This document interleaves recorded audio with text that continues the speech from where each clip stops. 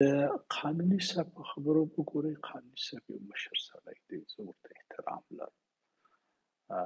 پخوا مو سره همکاري کړې وه، په دولت کې مو ډېر ښې اړیکې درلودلې، په انتخاباتو کې زما معاون و، دا اعتماد و. اوس خارج کې دنیا د دردونه دي، تکلیفونه دي. یو ورځ یو فکر غلط شو، یوه خبره یې وکړه، هغه بیا یو کلیپ یو څوک راوباسي، هغه زه یو علامه د یو خاص حالت وینم. یو خاص حالت کې یو سړی دردېدلی دی، یو خبره یې کړې.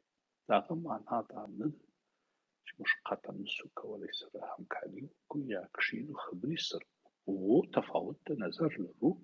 قانوني صاحب په دې پوه دی. ما 100 کرته به دا خبره ورته کړې چې وروره که ستا اعلامیه اول د جنګ په دې کې زه نه یم درسره.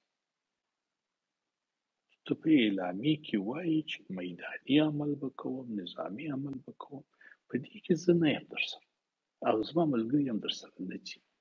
او زه ورته په دې کې ما قانوني صاحب ته هم ویلي دي، نور ملګرو ته هم اتفاق لرو چې افغانستان کې باید یو مشروع نظامي ټول افغانستان خلک مشارکت پکې ولري او بین الافغاني خبرې وشي.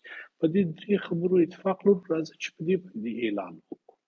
نو ته دا نظامي ولې ورسره ګډوې؟ په نظامي کې اتفاق نه لرو. هغه په دې خاطر نه لرو چې د جنګ تداوم، وینې تویېدل، صلح افغانستان ته نه راوړي. که داسې وای نو په دا 45 کلونو کې باید موږ صلح درلودی. هر هغه قوت د جنګ چې وي هغه استعمال شوی، هر هغه بهانه او دلیل چې وي هغه استعمال شوی.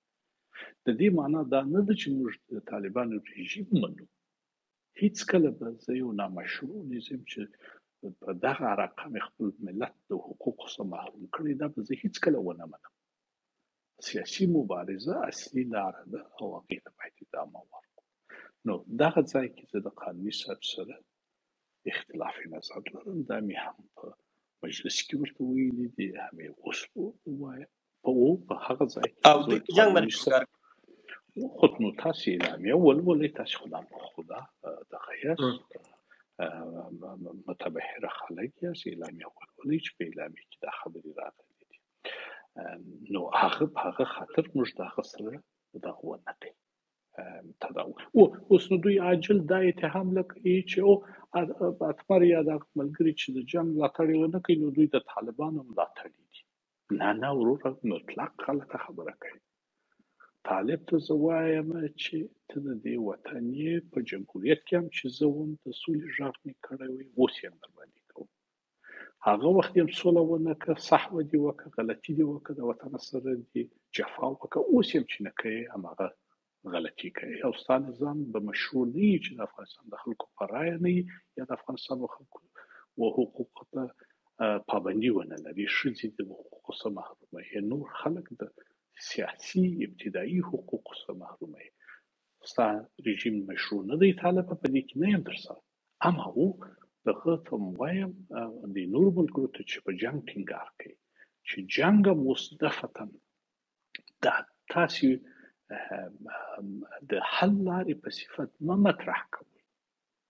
دا سیاسي مسلې تر اوسه مو په سیاست باندې پوره کوشش نه دی کړی، باید پوره کوشش وکړو. او که چیرې طالبان سیاسي لارې ته غاړه کښېنږدي، د ملت د قیام سره مخامخ کېږي، د دنیا د قیام سره مخامخ کېږي.